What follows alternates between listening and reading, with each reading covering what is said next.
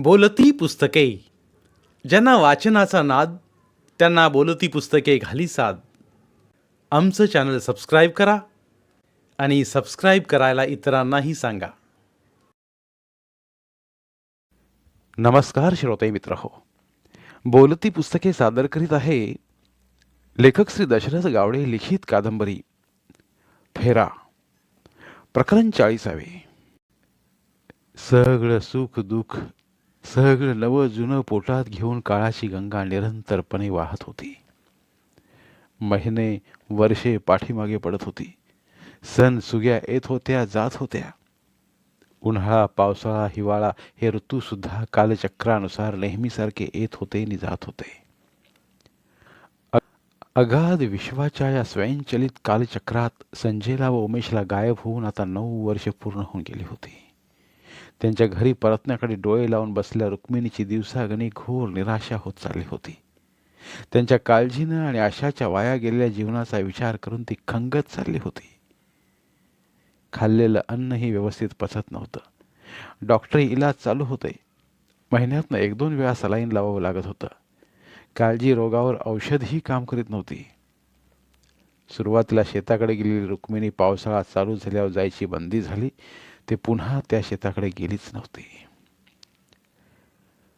9 वर्षांचा काळ हा काही थोडा काळ नव्हता.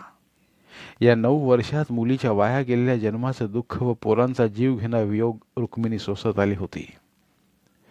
माणसाचं मन निर्मळ असेल तर शरीर निरोगी राहतं, पण रुक्मिणीच्या बाबतीत नेमकं याच्या उलट घडलं होतं. त्यामुळे डॉक्टर तिच्या पाठीमागे लागला होता.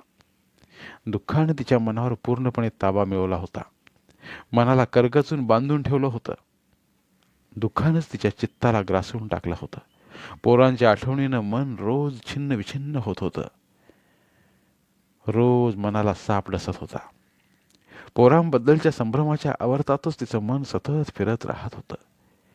विवंचनांनी विकल होत होतं. धरणाबद्दलची विलक्षण खंत मनाला पोखरून काढत होती. 9 वर्षातला एकही दिवस पोरांच्या आठवणी बिगार गेला नव्हता. रोज त्यांच्या प्रतीक्षेत दाराकडे डोळे लावून बसलेली असायची, पण पोरं काही परत घराकडे आली नव्हती. देवरेशावरचा तिचा विश्वास तर केव्हाच उडून गेला होता. विश्वासानं तिनं सगळं करून बघितलं होतं, पण त्यातून काहीच निष्पन्न झालेलं नव्हतं. म्हणून ती कावून किचून गेली होती. आमच्या वाट्याला देवच नाही असा तिचा पूर्ण ग्रह झाला होता. नशिबानं तिला मातृत्व दिलं होतं, पण त्याच नशिबानं ते तिच्यापासून हिरावून घेतलं होतं. भरलेलं घर पोरकं करून टाकलं होतं. नशिबाची ही करणंही तिला मान्य नव्हती. असंच जर करायचं होतं तर मग पोरं तरी कशाला पदरात घातली? हा तिचा अगदी साधा आणि सरळ प्रश्न होता. म्हणून ती त्या नशिबाचा राग करीत होती. पोरं आज घरला परत येतील, उद्या येतील असं करीत तब्बल 9 वर्षे तिने वाट पाहिली होती. आस लावून बसला एक दिवस तिचा अंत पाहत होता. मनातल्या आशेचं उत्कंठेचं घोर निराशेत रूपांतर होत होतं. वाट पाहून पाहून थकलेले डोळे आत ओढून गेले होते. डोक्यावरचे केस पांढरे फटक झाले होते. तो प्रसंग घडल्यापासून सुन्न पडलेलं घर सुन्नच होतं.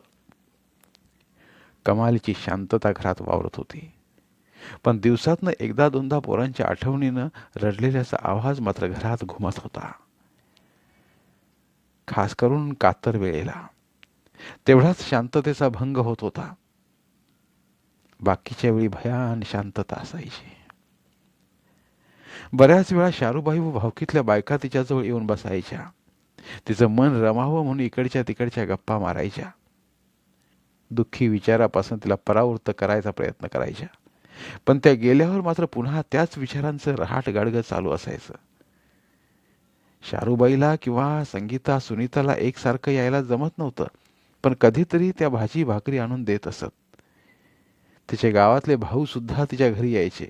तिला सर्व तोपरी समजावून सांगायचे. दुःख हलकं करायचा प्रयत्न करायचे. आमचा आधार आहे हे तिला जाणवून द्यायचे. केव्हा तरी शंकर येऊन तिला चांगलं समजावून सांगून धीर द्यायचा. 1982च्या गिरणी कामगारांच्या संपात त्याची नोकरी गेली होती. तेव्हापासून तो शेती करीत गावातच राहिला होता. कधी कधी संध्याकाळच्या वेळेला महादेव गुरव येऊन तिला समजावून सांगायचा. आम्ही आमच्या परीनं रगड प्रयत्न केल्यात. आशाला बरं करून घ्यायला आणि पोरासनी हुडकायला रात्रीचा दिस केलाय. खरं त्याचा काय बी उपयोग व्हायला नाही. आपल्या तकदीरीतच असं लिवलं होतं म्हणायचं आणि ह्या गोष्टी मनातनं काढून टाकायच्या. तुमच्या सुखदुःखात आम्ही सगळीजण पहिल्यापासून सहभागी व्हावात. भिवू नकोस. कधी ना कधी पोरं घरला परत येतीलच. ती आल्यावर पुन्हा सगळं चांगलं होईल. काळजी करून झुरत बसून तब्येतीची वाट लावून घेऊ नकोस. तब्येत ठीक तर सगळं ठीक. जीवमान असं पतूर चांगली राहा. त्या प्रसंगाला आता 9-10 वर्ष होऊन गेल्यात. बाकीची सगळी या दुःखातनं बाहेर पडल्यात. खरं खरं तूच अजून ह्याच्यात अडकून पडली आहेस. तुला काहीतरी झालं तर आशानं काय करायचं? तिनं आई म्हणून कुणाच्या तोंडाकडे बघायचं? हे पाटलाने तरी मग कुणासाठी जगायचं? हृदयाला हात घालणाऱ्या शब्दांनी महादेव तिला हळुवारपणे असं खूप काही समजावून सांगायचा. त्याच्या अशा बोलण्याचा तिच्यावर चांगला परिणाम व्हायचा. तो सांगत असताना ती हू हू म्हणत बसायची. तिला हे सगळं पटत होतं, कळत होतं, पण वळत मात्र नव्हतं. महादेवनं सांगितलेलं तेवढ्या पुरतंच ती आठवणी ठेवायची. तो उठून गेल्यावर मात्र ती पुन्हा त्याच उलटलेल्या परिस्थितीचा पाढा वाचत रडून मन हलकं करायची. दोष होता तो तिच्या हलक्या मनाचा. तिचं कमजोर मनच पाठीमागचं सगळं आठवून तिला रडायला भाग पाडत होतं. त्यावेळी काळ आणि वेळेनं स्वतःचं भान हरपून पाटील घराण्यावर वज्राघात केला होता. त्या वज्राघातानं बेथरलेल्या आणि भांबावलेल्या पाटील घराण्याला स्वतःच्या जगण्याचं भानच राहिलं नव्हतं. घराण्याचं सर्वस्वच त्या भीषण संकटाने हिरावून नेलं होतं. संकटांच्या या क्रूर घाल्यात घराण्याचं कंबरडच मोडलं होतं. कधीही न भरून निघणारं नुकसान त्या संकटांनी केलं होतं. घराण्याची भयंकर वाताहात झाली होती. गंगाराम, नारायण, तुकाराम, श्रीपती व महादेव हे सर्वजण पाटील घराण्यावर कोसळलेल्या डोंगरा एवढ्या महाकाय दुःखाचे साक्षीदार होते. एखाद्यावर एका पाठोपाठ संकट कशी कोसळतात ते त्यांनी पाटील घराण्याच्या रूपात उघड्या डोळ्यांनी पाहिलं होतं. अचानक घडलेल्या क्रूर घटनांच्या वज्राघातानं चांगलं चाललेलं पाटील घराण्याचं जीवन एक धगधगतं यज्ञकुंड बनलं गेलं आणि घराण्याच्या भावना आणि स्वप्न त्या यज्ञकुंडात निखारे होऊन पेटताना, करपताना व त्यांची राख होताना त्यांनी पाहिली होती. या 9 वर्षात पाटील घराण्याच्या मनाची घुसमट, आतड्यांचा पीळ, हृदयाची तळमळ, दुःख व अश्रू त्यांनी पाहिले होते. घराण्याचं नैराश्य, कुढणं, झुरणं, हतबलता सगळं सगळं काही त्यांनी अगदी जवळून अनुभवलं होतं. आशाला बरं करून घेण्यासाठी व पोरांना शोधण्यासाठी केलेलं जीवाचं रान त्यांनी पाहिलं होतं. परिस्थितीशी 2 हात करीत त्यांचं दिवस रात्रीचं झटणं पाहिलं होतं. त्या सगळ्याच गोष्टीत त्यांनी अगदी मनापासून साथ दिली होती. पण एवढं दिव्य करून सुद्धा कुठल्याच गोष्टीत त्यांना यश आलेलं नव्हतं. ना आशा बरी झाली होती, ना पोरं सापडली होती. त्या घटनेमुळेच पाटील घराण्याचं दैव फिरलं होतं. दुर्दैवाचं रूप घेऊन त्यानं संपूर्ण घराण्यालाच वेटीस धरलं होतं. संपूर्ण घराण्यालाच त्यानं स्वतःच्या दुर्दैवी फेऱ्यात अडकवून बेजार करून सोडलं होतं. कराल काळानं संपूर्ण घराण्यालाच विळखा घालून ठेवला होता. सुख, आनंद, उत्साह, हुरूप या गोष्टींशी त्यांचा काळी मात्र संबंध राहिला नव्हता. दुःखानंच आज तागायत झोडपून काढलं होतं. हेच दुःख अजून किती काळ झोडपून काढणार आहे माहीत नव्हतं. जीवनातला अवघड काळ संपता संपत नव्हता. कोंडी फुटत नव्हती. किनारा हरवून बसलेलं पाटील घराणं अथांग सागरात गटांगळ्या खात होतं. अंधाऱ्या भविष्याचे काळे किट्ट असे विशाल काय ढग, मनाच्या कोणमाऱ्याचं आणि हुरहुरीचं भिरभिरणारं वादळ आणि विचारांच्या महाकाय लाटा त्याला दुःखाच्या महासागरात आणखी खोल खोल नेत होत्या. त्या भयानक तुफानात त्याला हात टेकण्यापुरता किनाऱ्याचा जो आधार मिळाला होता तो म्हणजे संजय व उमेश परत येण्याचा. ते परत आले तरच पाटील घराणं तरणार होतं, किनारा गाठणार होतं. पण काळाच्या उदरात काय दडलंय कुणालाच माहीत नव्हतं. मुंबईबद्दलचा एक आडाखा सोडला तर सुरुवातीला पोरांबद्दलचे सगळ्यांचेच आडाखे चुकले होते. पण त्यांना सगळीकडे शोधल्यामुळं एक गोष्ट मात्र चांगली झाली होती, ती म्हणजे सर्वांच्या मनाला ग्रासलेल्या जीवघेण्या शंका निघून गेल्या होत्या. पोरांच्या जीवाला काही धोका झालेला नाही व ती जिवंत आहेत या निष्कर्षाप्रत सर्वजण आले होते व कधी ना कधी ती परत येतील या आशेवर सगळेजण होते. अपवाद फक्त रुक्मिणीचा होता. तिच्या एका मनात धरणाबद्दलचा किंतु अजूनही तसाच होता. त्याच एका किंतूमुळं ती झुरणी घेऊन खंगत चालली होती. त्या एकाच किंतूमुळं तिच्या मनात निर्माण झालेली दुःखाची गाठ पायात रुतलेल्या काट्यासारखी सलत होती. फोळात धरल्या पूर्वीसारखी ठसठशीत होती. धरणाबद्दलच्या त्याच किंतूनं अंगावर झरझरून काटा फुलत होता. आतडी पिळवटून भीतीनं पोटात खड्डा पडत होता. या 9 वर्षात पाटलांनी सत्य स्वीकारून व वास्तुस्थिती जाणून परिस्थितीशी तडजोड केली होती. अर्थात सर्वांना तशी तडजोड करावीच लागते. मी किंवा माझं म्हणून चालत नाही. परिस्थितीच्या अंकित राहूनच सर्व गोष्टी कराव्या लागतात. तसं परिस्थिती तिच्यापुढं कुणाचं काही चालू देतच नाही. जे दुहेर दुःख त्यांच्या पदरात आलं होतं ते कधीही न विसरण्यासारखं आणि कधीही न पचवण्यासारखं होतं. पण तरीही ते महाकाय दुःख पोटात दाबून ठेवून निर्धारानं जगत होते. जीवनातलं दुःख, अपमान, उपेक्षा, अवहेलना व हेटाळणी या सर्व पीडादायक गोष्टींना छातीत दाबून ठेवून चांगलं जीवन जगण्यासाठी माणसाकडं पोलादी छाती असावी लागते. अशाच व पोरांचं दुःख पाटलांनी अगदी महत्प्रयासानं आपल्या छातीत दाबून ठेवलं होतं. पण कधी कधी ते दुःख भारी उभारून यायचं. गेल्या 9 वर्षात त्यांनी कितीतरी वेळा स्वतःच्या तापट स्वभावामुळे झालेल्या नुकसानीचं परिमार्जन केलं होतं. चुकीची मीमांसा करीत पश्चाताप करून घेतला होता. आजही ते तसं दाखवत जरी नसले तरी पश्चातापाच्या आगीत जळत होते. काय होऊन बसलं या जन्माचं म्हणून ते कासावीस व्हायचे. त्रागा करून घ्यायचे. जीवनाच्या झालेल्या चिरफाडीकडे विन्मुख होऊन पाहण्याशिवाय त्यांच्याकडे दुसरा पर्यायच शिल्लक नव्हता. दुःख गिळून गप्प बसावं लागत होतं. एकेकाला खंडीनं पोरं असतात. ती सगळीच्या सगळी धडधाकट चांगली बी असतात.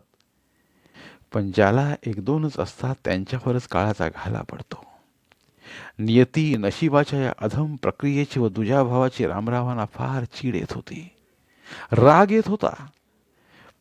पण निष्ठुर नियतीवर आणि क्रूर दैवावर चिडण्याचा आणि रागाचा काय परिणाम होणार? त्यांच्यापुढं कुणाचं काहीच चालत नाही. त्यांच्यावर चिडून आणि आदळ आपट करून काहीही उपयोग नाही. त्यांच्याच हातातलं खेळणं बनवून तर आपण सर्वजण जगतोय. त्यांनी पदरात घातलेलं जीवन आपण मुकाटपणे जगतोय. त्यांनी जे पात्र दिलेलं आहे ते निमूटपणे वटवायचं आणि जीवनाच्या या रंगमंचावरनं काढता पाय घ्यायचा. पाण्यावरच्या एखाद्या बुडबुड्यासारखं माणसाचं जीवन फट्ट होऊन केव्हा फुटून जाईल नेम नाही. ते निरंतर आणि आपण मात्र नाममात्र. हा खेळ कोणीच समजू शकलेलं नाही. कुणाला समजणारही नाही. प्राक्तनाच्या अज्ञात पटावरच्या आपण सोंगट्या आहोत, सोंगट्या. कोण कधी कुठनं व कोणती चाल खेळेल आणि आपली उचल बांगडी करेल याचा नेम नाही. सगळंच दैवाधीन, अधांतरी, अज्ञात. शामराव मुळात कामसू वृत्तीचा, मातीशी नाळ जोडलेला एक शेतकरी. सुरुवातीला दिवसभर शेतात कष्टाचं काम करून घराकडे आल्यावर थकवा घालवण्यासाठी संध्याकाळी दादाच्या घरात जाऊन सहकाऱ्यांसोबत रोज गप्पा मारले की घटकावर वेळ निघून जायचा. सगळ्यांचाच दिवसभराच्या कामाचा शीन निघून जायचा. मनाला तरतरी येऊन अंग हलकं हलकं वाटायचं. पुन्हा दुसऱ्या दिवशी कामावर जायला उत्साह वाटायचा. घर ते शेत आणि शेत ते घर व दादाच्या घरात बसून सहकाऱ्यांसोबत गप्पा मारणं एवढाच त्याचा नित्यक्रम होता. रोज तीच चाकोरी चाललेली असायची. शेतकऱ्याचं एक छोटंसं आणि सुखी कुटुंब, पोटाला एक पोरगा, गुरंढोरं, जमीन जुमला, रात्री गाढ झोप लागेल एवढं दिवसभराचं काबाड कष्ट. जीवन अगदी साचेबद्ध पद्धतीनं आणि समाधानानं चाललेलं. पण अचानक तो प्रसंग घडला आणि दुर्दैव पाठीमागं लागलं. जगण्याची सगळी चाकोरीच बिघडून गेली. एकटा एकुलता पोरगा संजय सोबत कुठं गेला त्याचा पत्ताच लागला नाही. गेल्या 9 वर्षापासूनच हे गुपित होतं. न उलगडलेलं एक कोडं होतं. पहिल्यासारखंच पीक पाण्याचे चांगले दिवस आले होते. पण या दिवसांना हृदयातल्या खोलवरच्या जखमेची, मनाच्या हुरहुरीची आणि विवंचनेची किनार होती. एका महाभयानक दुःखाची धार होती. भविष्याची काळजी होती. पोरं जर घराकडे नाही आली तर आपल्या माघारी या जमीन जुमल्याचं काय होणार? कितीही ढोर मेहनत केली तरी या प्रश्नाच्या भीतीनं काळजात धडकी भरून शामरावाला झोप लागत नव्हती. चांगली झोप न लागल्यामुळे दिवसभराच्या कामावर परिणाम व्हायचा. कामाचा कंटाळा यायचा. मरगळ आल्यासारखी वाटायची. पाटील घराण्यासह गावातल्या बहुतेक लोकांना संजय व उमेश जिवंत आहेत याची खात्री वाटत होती. पण एवढं शोधून पण ते मिळाले नव्हते आणि इतक्या वर्षात ते कोणाला दिसले पण नव्हते व परतही आले नव्हते. त्यामुळे काही जणांना रुक्मिणीच्या मनात हिडकल धरणाबद्दलची जी शंका होती ती शंका वाटत होती. ज्या लोकांना असं वाटत होतं ते उघड उघड बोलत नव्हते, पण दबक्या आवाजात चर्चा चालायच्या. काहीही असो, पण संजयचं आणि उमेशचं गायब होणं म्हणजे संपूर्ण गावाला भंडावून सोडणारं एक गम्य होतं. एक गूढ रहस्य होतं. औत्सुक्यानं आणि कुतूहलानं भरून राहिला तो एक अनुत्तरित आणि यातनादायक असा प्रश्न होता. सगळ्यांच्या मनाला ग्रासून राहिलेली ती एक गहन आणि गंभीर समस्या होती, जो तो आपल्या मनाच्या कलेनुसार अर्थ काढत होता. अशाची पुस्तकाबद्दलची ओढ लक्षात घेऊन दळवी गुरुजींनी पाटलांना समजावून सांगून तिला वाचनालय चालवायला सांगितलं होतं. गुरुजी परगावी शिकवायला जात असल्यामुळे दिवसभर वाचनालय बंदच असायचं. ते परगावहून आल्यावर संध्याकाळी वाचनालय उघडत असत. सुरुवातीला पाटील रोज सकाळी आशाला वाचनालयात नेऊन बसवत असत, पण नंतर ती स्वतःच काठीच्या आधारानं चालत जाऊन वाचनालय उघडायची. दिवसभर वाचनालय उघडं राहत असल्यामुळे शाळेची मुलं वाचनालयात येऊन आशाकडनं पुस्तकं घेऊन जायची. आपल्या घोगऱ्या आवाजात व अडखळत बोलत ती त्यांना शिक्षणाचं व वाचनाचं महत्त्व समजावून सांगायची. दिवसभर पुस्तकांची देवाणघेवाण करण्याबरोबरच ती स्वतःच एखादे पुस्तक वाचत वाचनालयात बसून असायची. सर्वांनी नेलेल्या आणि परत आणून दिलेल्या पुस्तकांचं रेकॉर्ड ती डाव्या हाताने लिहून ठेवायची. या निमित्तानं ती डाव्या हाताने लिहायला शिकली होती. संध्याकाळी गुरुजी वाचनालयात आल्यानंतर काठीच्या आधारानं हळूहळू ती घराकडे परत यायची. पावसाळा सोडला तर शनिवारी आणि रविवारी ती हमखासपणे शेताकडे जाऊन मन रमवायची. पण आईचं नेहमीच रडणं व झुरणं तिला बघवत नव्हतं. तिचं दुःखातनं बाहेर न पडणं तिच्यासाठी फार चिंतेची बाब होऊन बसली होती. तिच्या तनामनाची झालेली वाताहत तिला फार अस्वस्थ करीत होती. बाबू घराकडे आला असता तर सगळं ठीक झालं असतं. त्याच्यामुळेच दुःखाचा कडेलोट झालाय. माझं काय? मी आता आहे तशीच राहणार आहे. मी माझा वेळ पुस्तक वाचत कसा तरी घालवत आहे हे आईला माहीत होतं. दुःख होतं ते बाबूचं. त्याला पाहून आई ह्या प्रचंड दुःखातनं बाहेर आली असती. पण दैवाच्या मनात काय आहे कोण जाणे. आमच्या पाठीमागची ही साडेसाती कधी संपणार आणि पहिल्यासारखं सुखाचं दिवस कधी येणार कुणास ठाऊक. भविष्याच्या गर्भातनं काय जन्मतं, सुख की पुन्हा दुःखच, कुणालाच माहीत नाही. आशाळभूत नजरेनं भविष्याकडे पाहत बसण्यापलीकडं आमच्या हातात दुसरं काहीच शिल्लक नाही. सद्यस्थितीत तरी सगळंच अधांतरी आहे असं तिला वाटत राहायचं. धन्यवाद. उर्वरित कादंबरी पुढील भागात.